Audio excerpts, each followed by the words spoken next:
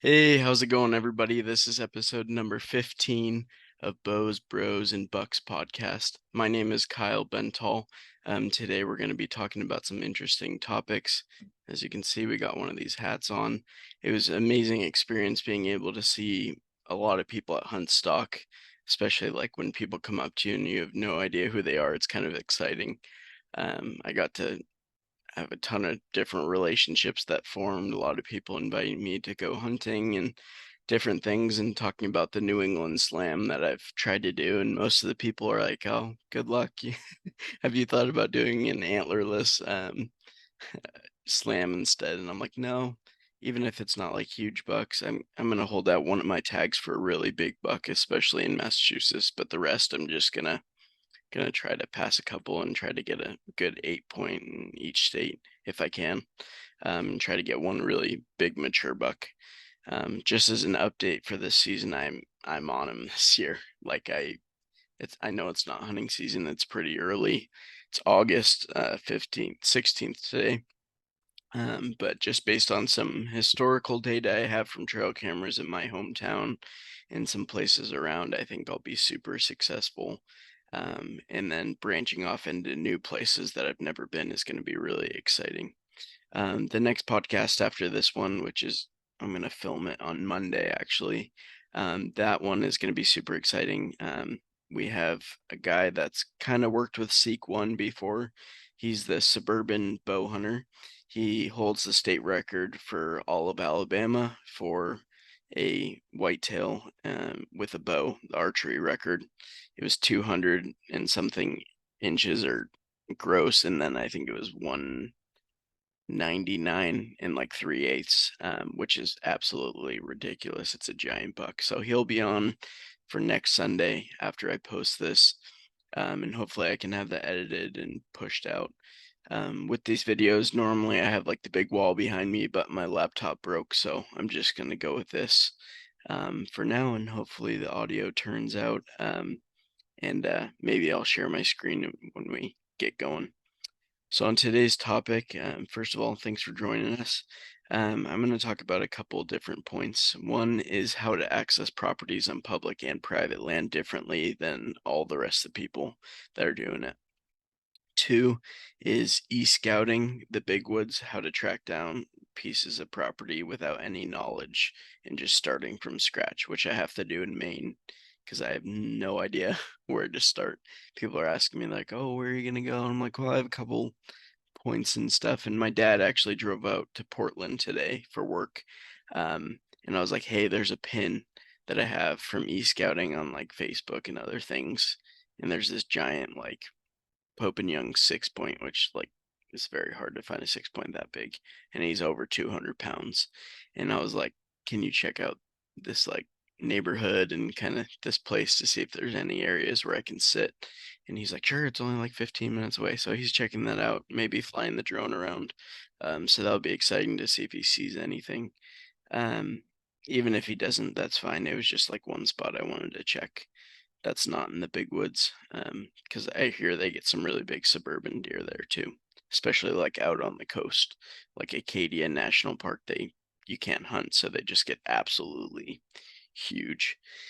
And then the next thing we're going to talk about this week, and then the next podcast is how to get hunting permission to different places. That is one of the things I will say that I've been very successful, like compared to other people. Like I'm very humble. I haven't had much success like killing a bunch of giant bucks, like 130 above, like those kind of class yet. But I mean, I can get permission to a lot of properties that a lot of people don't, and I think it's because of the effort I put in and the process of how I go about it. And then the next thing that we're going to talk about after that is just some different tips, as well as I'm probably going to edit this out. Let's see. I'm going to introduce a master class, kind of how to get permission to those properties, some not public knowledge that I don't want to give out, and also some consulting for properties. I've been doing that for a couple of years now. of transforming properties and different things like that. So we got a little different things to talk about. And with the land specialist stuff, we're going to talk about leasing in New England and how it's coming this way in whitetail properties. All right, I'm just making some notes. Alrighty. So the first thing we're going to talk about is how to access properties. I'm just going to pull up an example on Onyx and share my screen. So I just did this free trial. I don't have any pins set by any means. Alrighty. So imagine there's a lake like this or an access point where you know there's a bunch of deer.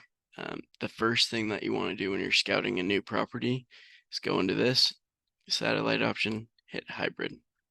What that's going to do is that's going to teach you topography, or it's not going to teach you, but it's going to show you the topography lines. You have to really try and really work on trying to how to learn to master those things. And then you're going to come up to not tools. Where's the map layer? Here it is. It's different on a computer.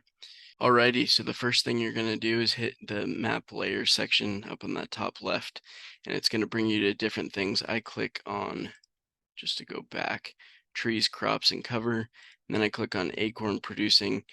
I'll try to find mixed oaks or white oaks. Red oaks are important, but not what we're looking for in this scenario. So sometimes I'll actually just turn them off. And then I'll get back and then I'll turn on the US crop distribution. So what that's going to do is it's going to tell me the places that are going to have a bunch of food. So like this says hay. A lot of times it won't be too different. That we don't really have a lot of ag in New England, so that's not something that you'll see much change. It'll usually just be hay or corn.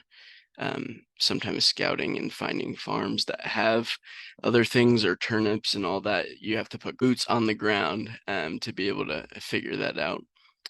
So just go into your Onyx and turn on those things. And now what we're going to do is we are going to see how we're going to access this place. Okay, so it shows you boat ramps. So there's different things like this. A lot of people have success using boats or canoes. But the thing is obviously Quabbin's different because there's a lot of boat restrictions, but we'll just put this into an example. Ready. So how to access different places. Okay, so we're going to try to find a place that's got some hills right here. Okay, so there's this little swamp right here and all these trails. It's going to take quite a bit of time to hike through and you're just going to bust a bunch of deer. So let's just say there's a bunch of deer on this slope right here. There's a bunch of mixed oaks. There's a couple different benches where they might bed on, a different slope. There's a little swamp right here. They might come to this pinch point. So let's just take for an example. Okay, these are trails, but they're not places that are going to be easy to access. You're going to run into a bunch of hunters, different things. Let's just say there's somewhere you can put in a canoe. Let's say down here. Is it worth paddling down here, putting your boat in, and then going all the way down here to drop off? Yes. You're not leaving any ground scent. I've killed a buck going down a river in a canoe and just basically hopping right off, going 100 yards in, and then setting up. Usually I try to get away from these different trails, but in some scenarios, they're just going to be everywhere, and you have to hunt and expect that they're not used to people going 50 yards off the trail, so they could just be right off the trail. So let's say this spot, there's like a peak here, and most of the people aren't going to just like cut off these trails. There might be a little trail that's undefined right here. So we're going to say, hey, right here on this pinch, there's a whole little bench here. What we're going to do is we're going to turn this into 3D. And we're going to pull down. And right here, what I would do is I'd put in probably right here or right here. I'd walk up this edge and then I'd follow it up. Usually I try to follow drainage ditches or rivers or streams and walk next to them or in them because those are often places where your scent will get washed away and the bucks oftentimes won't smell you. especially if it's in a morning. Um, the lower you are, like your thermals will rise. So you just want to make sure that you're covering your bases for that. Alrighty, so after you find out how to access properties, whether it's following drainages, doing all those different things, those are usually for people that have a spot already or want to scout a spot, like they've already scouted it and they want to go hunt it. Those are different ways to access. One thing I will do is I will go to landowners, maybe if it's private land, and I'll say, hey, I don't want to hunt on your property. I understand that you love your property, you want to keep it safe, all that. I was wondering, can I park at the end of your driveway or go to this different place and cut through your property to get to this spot I'm going? A lot of times people will be super open to doing that just because they know that you're not going to cause any harm. You're just cutting through their property to go hunt theirs. So that's the nice thing and kind of the benefit of getting private land is you can cut through places and come in sometimes from the back edge where all the hunting pressure might come from this way to go onto public. The same parking lot where you see the 20 guys, 20 trucks, you just come in from that back area and the deer don't really know what hit them. And sometimes you can have some great success. Even if you bump some deer, just keep going sometimes.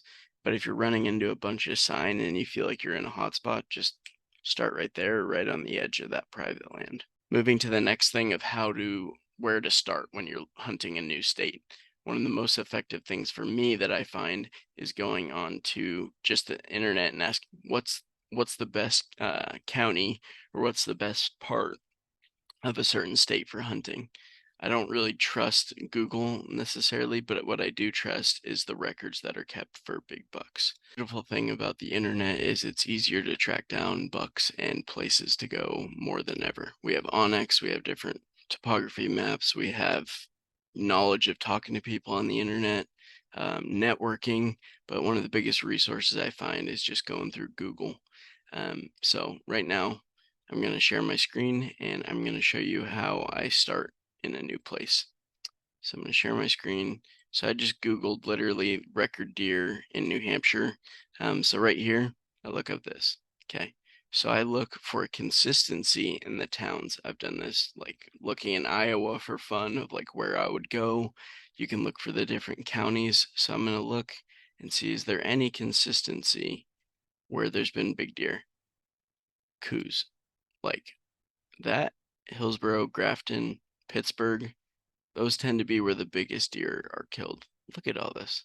Pittsburgh, Pittsburgh, Pittsburgh, Pittsburgh, Pittsburgh, Pittsburgh, Pittsburgh. All the biggest deer are killed in like certain areas, especially when it becomes tracking season. Archery could be a whole different ball game because in the big woods it's a lot harder to use a bow. But as you can see, Pittsburgh's usually in the top, like 60% of where the big bucks are killed. There's Grafton, yes, there's some big ones in southern New Hampshire where there's ag country, but weight-wise and um, generally the heavier bucks are killed up north in Pittsburgh, which is about as high up in New Hampshire as you can go. So let's say I found Pittsburgh and I type in the name of the town. Okay, so it shows me the county, shows me the town, get very mountainous. So the first thing I do is I look for these different things. So like obviously there's agriculture here. There's like different lakes, there's different mountains. One thing I've learned from Brett Joy and some of the best hunters in New England is elevation, elevation, elevation. I'm used to down in Massachusetts, there's not like a bunch of mountainous country like where I'm at, and all the big bucks I've found have either been really deep in swamps or very secure bedding cover on the top of hills. Same thing in New Hampshire. It's always been at the top of these different mountains. So we see these ones are in the 2000s, like 1,800 feet high. Let's just go to this one because it seems like it's the farthest from a road. Okay. So just looking at this, I can tell based on the topography where there's going to be different deer. This is a place I've never been before. Um, but when I go into like 3D maps, I can check out different saddles, different points. Like right here, I can tell there's probably going to be some movement. Sometimes I look at the thickest areas just based on this. Like look for deer trails sometimes where you can see they're coming through, where there's been previous cuts. There's a filter for timber cuts you can look at on Onyx. I mean, some of these older hunters, they'll be like, "Where the heck did you find this place?" And I'll just be like, "Oh, I found it on a map," and it will end up being where some people kill the biggest bucks of their life. It's just crap shooting, and Isaac Young and those kind of guys, they just run and gun to different spots, and that's super effective because your first hunt's usually your best hunt with scent. So going into that, like you can see different places where they're coming up. This one doesn't look like it has a ton of foliage, but there's different topography lines to look for, different benches.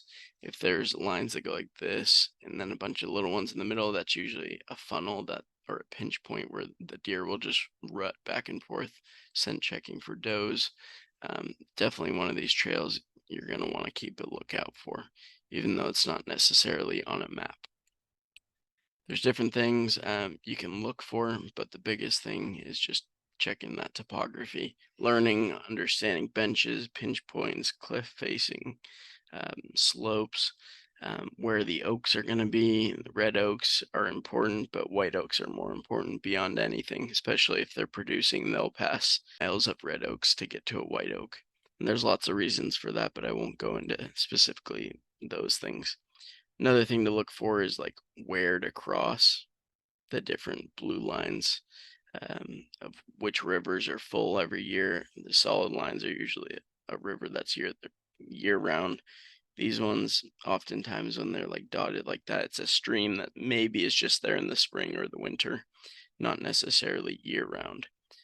So right here, it's like a super thick spot.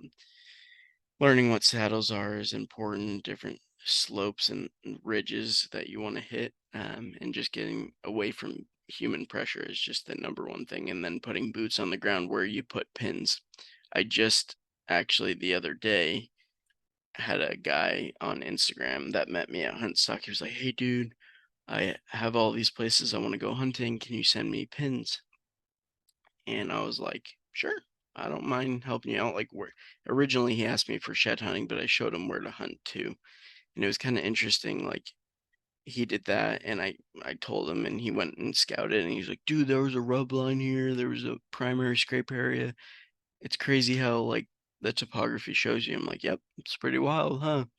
And another guy reached out to me and did the same thing. So it's kind of interesting um, how it works with topography and learning maps, how effective that can be to pattern a deer. There's some deer that are just going to travel miles and miles, and those ones you can scout all you want, but they're a lot of times just going to move, and then you got to learn how to track, whether that's cutting a track on a road, um, or going to a primary scrape area or a signpost or a swamp edge and then out of a bedding area and just trying to follow those tracks. It's kind of interesting.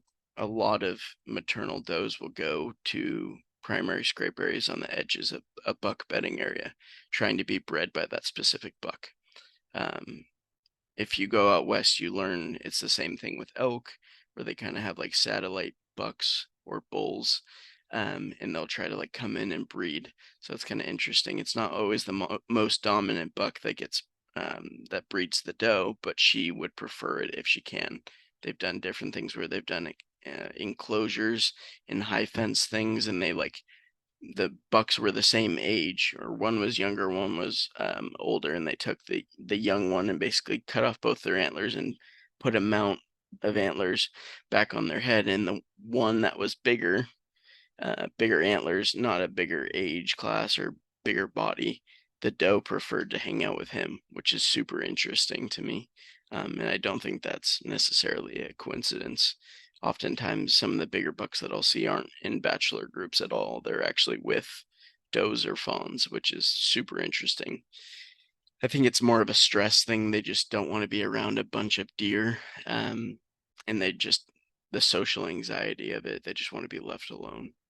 Um, and it's super interesting. Going on to the next thing, we're gonna save the hunting permission for next time, but I am gonna be offering like consulting and doing land specialist stuff.